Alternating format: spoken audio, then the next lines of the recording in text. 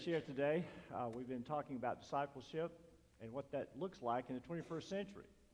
And how do you go about being a disciple? And what is it about? Jesus said, "Come, follow me, and I will make you fishers of men." So we think about discipleship. If we're not following Jesus, that is, obeying him, doing what he's asked us to do, then we're not a disciple. If he's not changing us, he said, "I will make you."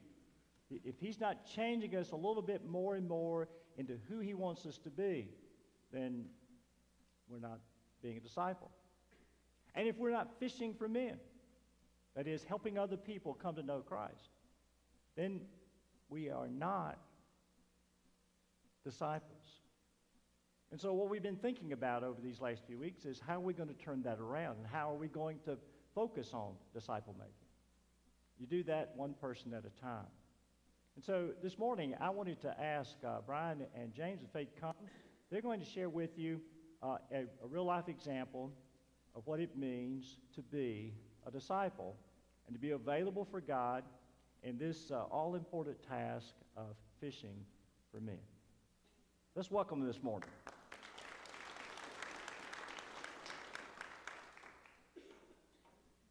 Everybody having a good morning so far? I know we're kind of out of the norm, and a lot of people get uncomfortable when you do that sort of thing.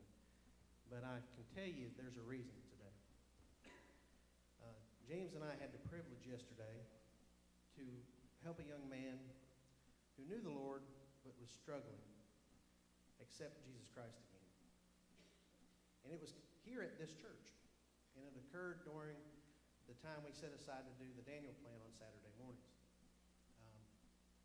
I'm going to let James share mainly about it, but I want to tell you, if you're here today and you are not able, willing to share Jesus Christ with someone that you meet along the way, then you are of no use to Jesus Christ. James, if you want to share. Thank you. Yesterday was, like Brian said, we came to the Daniel teachings, and I'll tell you what happened. It's kind of emotional for me. I've never had this happen before, so bear with me.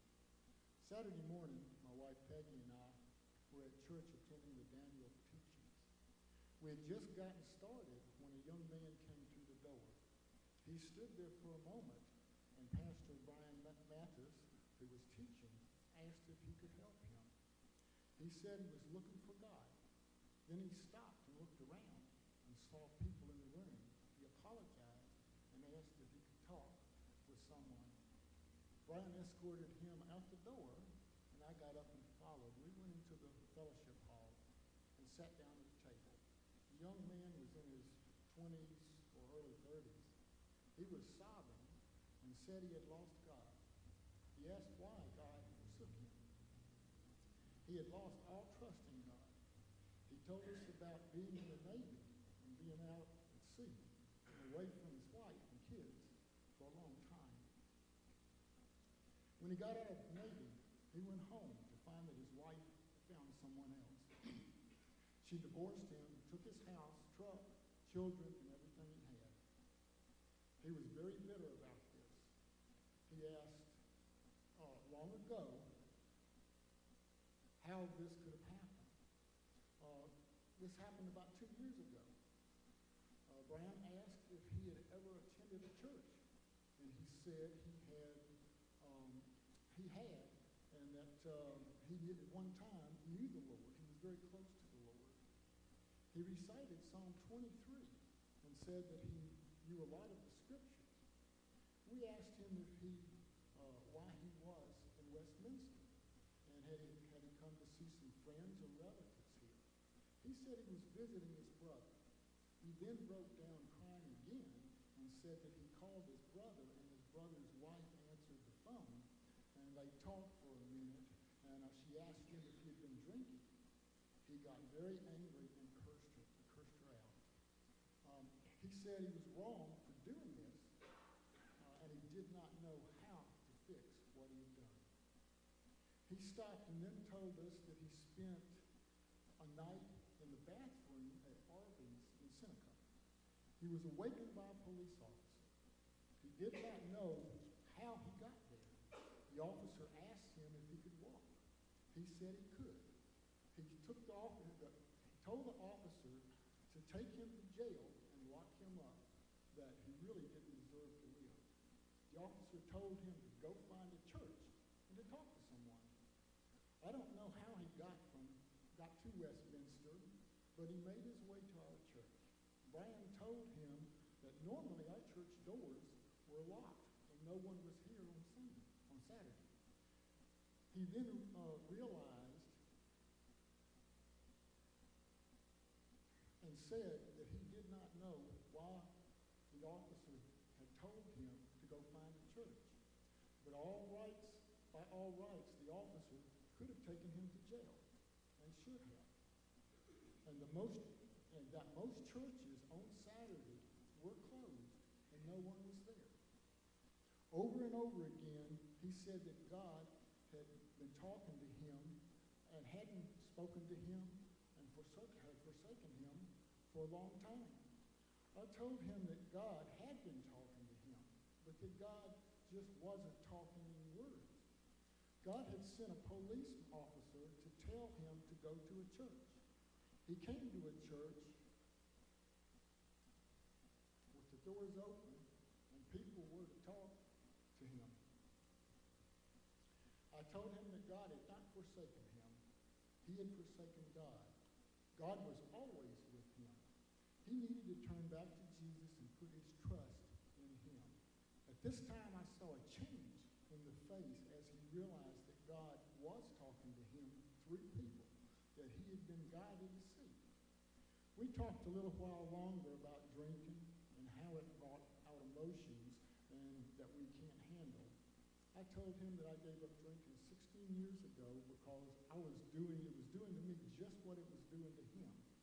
I told him that if every time he drank, his emotions would come out, and maybe he needed to make a decision not to drink. Brian told him that he noticed a cowboy hat, boots, and a long leather coat that he was wearing. He looked kind of like Clint Eastwood in the movie Josie Wales. Brian then asked if he liked country and western music. He said he did, but so many of the country western songs made him sad and brought back bad memories. Brian told him that maybe he needs to change the station and listen to another type of music.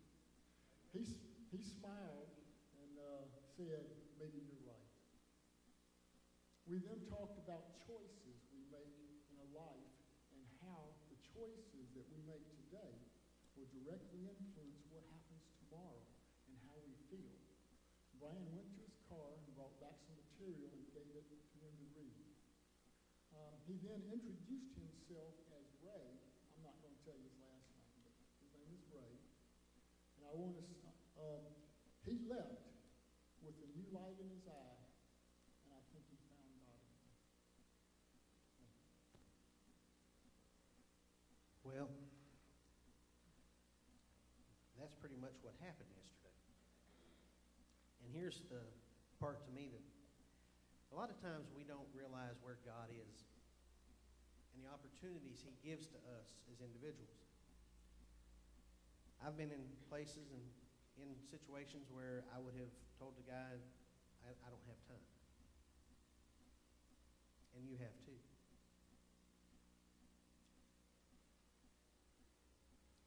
And the thing I can tell you this morning is, I don't know where Ray is right now. But I know when he left here yesterday, his faith in Jesus Christ had been renewed. He kept asking us. He goes, I'm so angry. I'm so angry at my wife. Can God change that? I can't forgive her. I don't want to forgive her. But James and I both told him, God can change anything. He can fix the anger. He can take it away. I didn't say a lot yesterday. It's one of the reasons why we wanted James to come and share what happened. Because James led this young man back through the Holy Spirit. And guess what? Everyone here can do that. It's why you were saved, to share your testimonies, to help others find peace with God. I want to challenge you today. If you weren't here when I first came, and I came the night they voted on me coming, you probably don't know what my life verse has been for the last 20-some years. It's found in 1 Peter 3, verses 15 through 16. And it reads,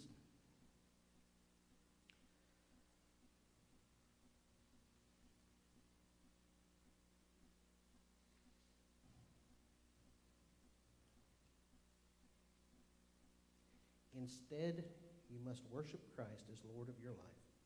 And if you are asked about your Christian hope, always be ready to explain it. But you must do this in a gentle and respectful way. Keep your conscience clear. Then if people speak evil against you, they will be ashamed for when they see what good life you have lived because you belong to Christ." I will go into any situation right now with James Waldrop to share Christ with anybody that we meet, because he's prepared to create a new disciple. Will you go with us?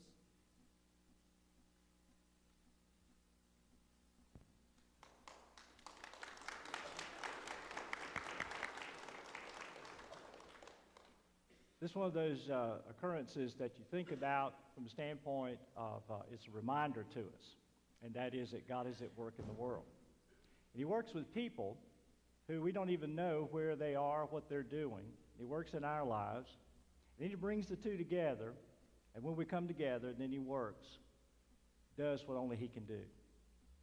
Now, this morning, yesterday, Brian told me about this, and I thought, well, what I had to prepare to share with you this morning would be right in line with what we're talking about. But what I want to do, though, is put that off till next week, and I want us to spend these last few minutes together thinking about just what has happened yesterday on the church campus. We've been talking about for months, years actually, about changing the scorecard. In other words, we have thought for so long that on the way we understand how we are being Christians and how we are being a strong, healthy church is summarized by how many people attend on Sunday, how big is our budget, and how many buildings that we have. And for decades, churches have thought about success, health, however you want to characterize being an effective church. We've thought about it in those terms. And as a result, we've become more and more inward thinking, inward focused. That is, it's not really effective. It doesn't really count, in other words, unless we do it on Sunday morning, in one of those buildings, in one of those seats, and operating under that budget, to the point that we have just about created a mindset among disciples, among people who know Christ, as, okay, well, I am a passenger, I am not necessarily a messenger. I'm in a group of people so that they can minister to me rather than thinking about, well, I am a crew member who's supposed to be ministering, and we minister to one another.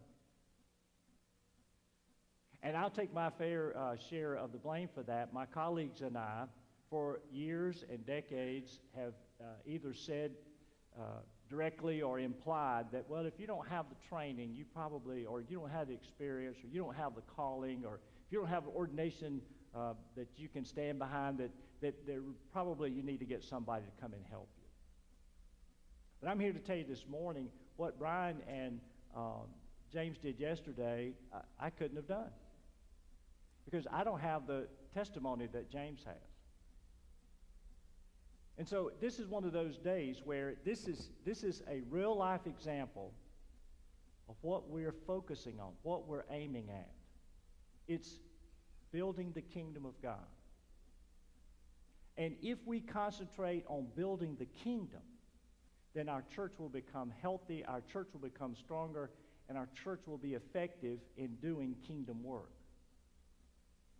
So what I was hoping to be able to do today was to be able to encourage you and challenge you. James, I don't know how many conversations I have had with James over the last 4 or 5 years in the context of, well, what does God want me to do? What does God want me to be? What can I do? What can I be a part of the kingdom? And this is exactly an answer to that prayer and that quest. What is it he wants us to do? He wants us to invest in people. Now, remember, the investment needs to be made where it can do the most good. Jesus said, I've come to help the sick, not to treat the well. And our problem with our institutional thinking and our mindset, come to church on Sunday, we have these worship services, and we do all these things. And then if you need something, somebody will take care of you.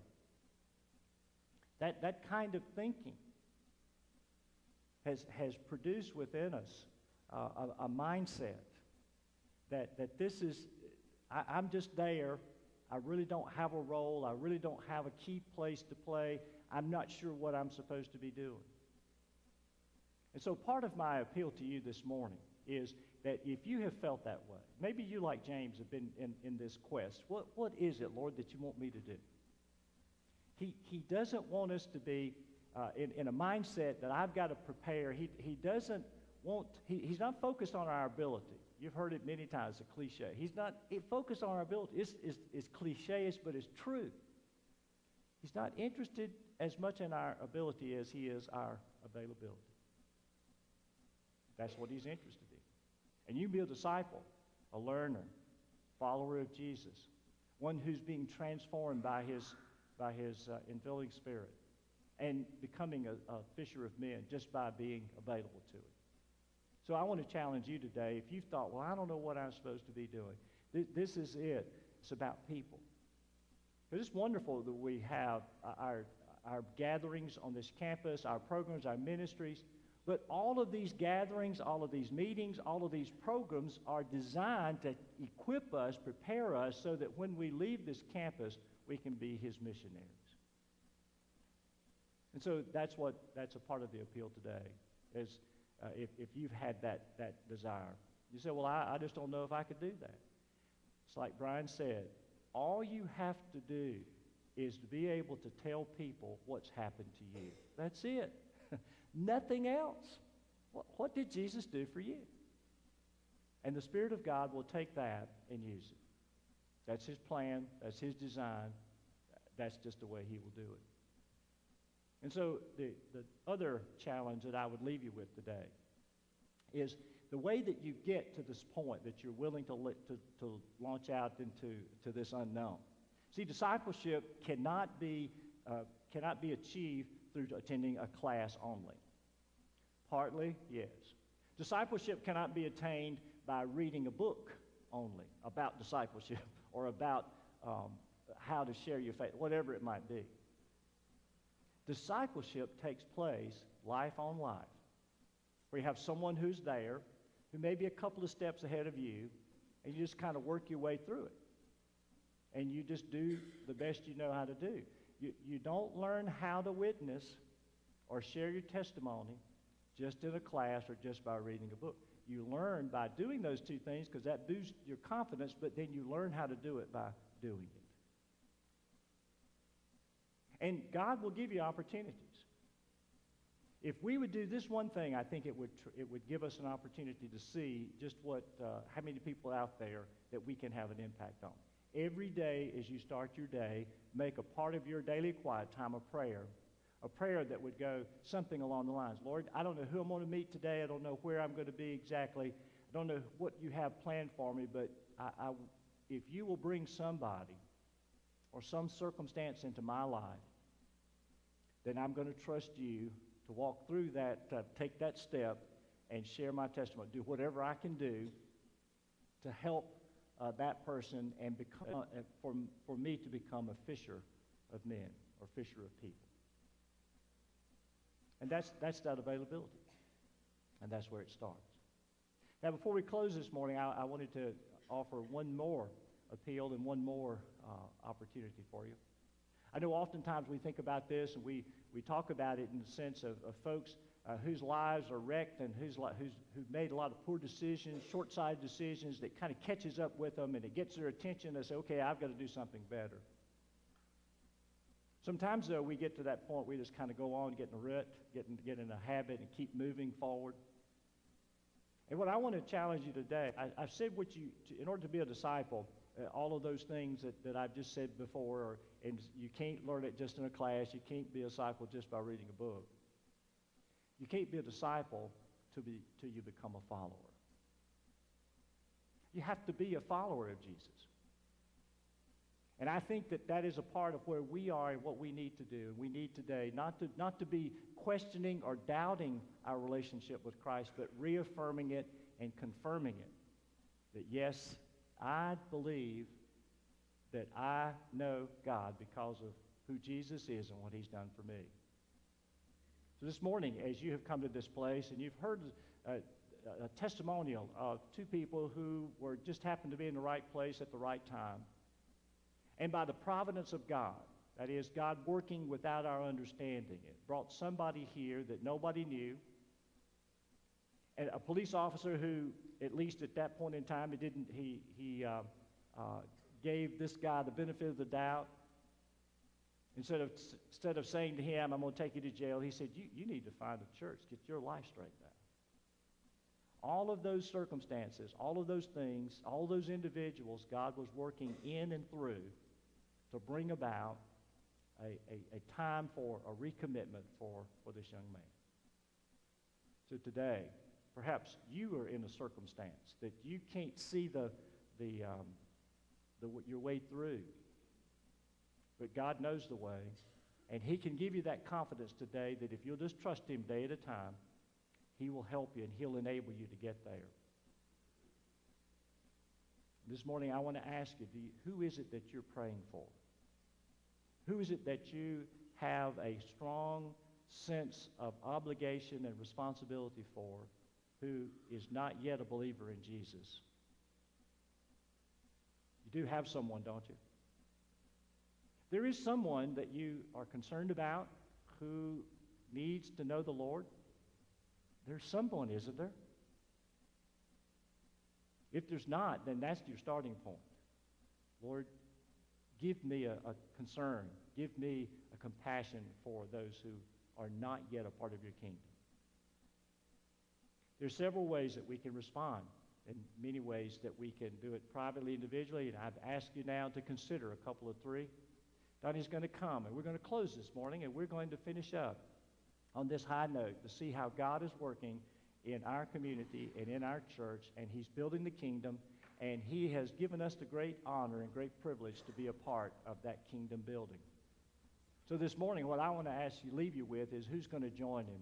We leave this place today, we go to a mission field. We leave this place, people everywhere. And oftentimes, if we're not looking for them, if we're not very conscious about it, then we miss those opportunities. The people come in and out, and they go in our lives and go on through without us at least seeing some sign of that and making some effort to say to God, God, what do you want me to do to help this person? That's our privilege. That's our opportunity. And this morning, I want to challenge you with that and ask that as we leave this place, that you will do it with an understanding that you have a role, you have an important part in this church and in building the kingdom. And as a disciple of Jesus, you are in the fishing business, and you and I are looking forward to every opportunity. So this morning, as we stand and sing now, you make your commitment. If that needs to be done at your seat, or if you would like the time of prayer or maybe answer a question or consultate, any way at all, you come and I'll greet you here at the front this morning.